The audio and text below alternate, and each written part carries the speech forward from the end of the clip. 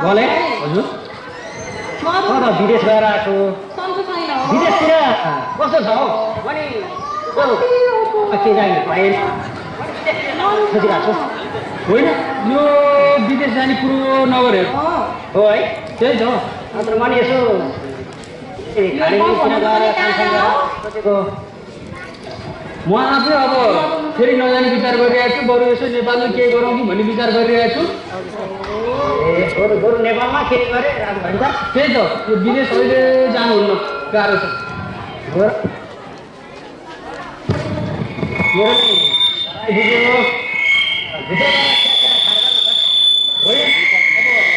मलाई पनि हतारै छ फेरि पछि गाडी खाउँ ए भाउजूले पनि आएको बेला जाउँला नि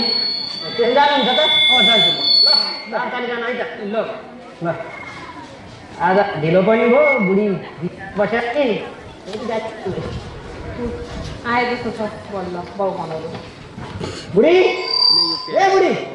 बुढी गई छ धनी बोल्दैन त ए यहीँ के रहेछ नि हिजो चोटि बोलाइसकेँ बोल्दा बढी बोल्दैनौ त मलाई यहाँ बच्चाले गइरहेको सोताइरहेको अनि कहाँ आएको नि आफू यति बेलासम्म ए म त्यहाँ तल कान्छी बुढी ल्याएको थिएँ अनि त्यहाँ गएर आएको कहाँ जान्छु म त्यो माथिको बोले विदेशबाट आएर क्या त्यहाँ गएर यसो चिया खाएर अलिकति ढिलो भयो म त कहीँ जानै म किचकिच गरिहाल्थ्यो त के को किचकिच नि किचकिच गर्नु परिहाल्यो नि घरमा हेर्नु परेन जतिखेर नि बाहिर गएको गएँ साथीहरूसँग डुलाइ बाबुले यहाँको कुरोहरू बताइरहेको के गरौँ बाबुलाई अहिलेसम्म त ठिकै थियो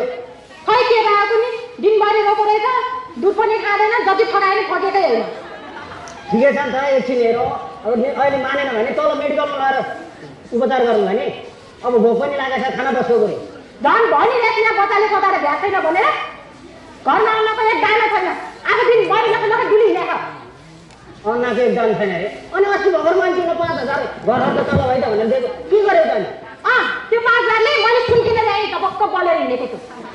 महँगो भाउ कति बजारमा कति महँगो भाउ बढेको थाहा छैन खानु परेन बताउ रोको रहेछ उपचार गराउनु परेन के भएको छ हेर्नु परेन बसिरहेको नि त्यो 5,000 होइन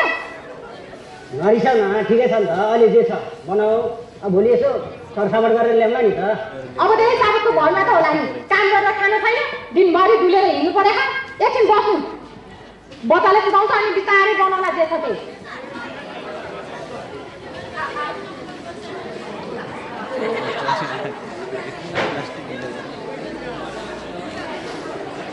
कति रोको यो पनि ए के भयो किन घर ल्याएको ए बुढी ए भुकम्प आइक्यो ए बुढी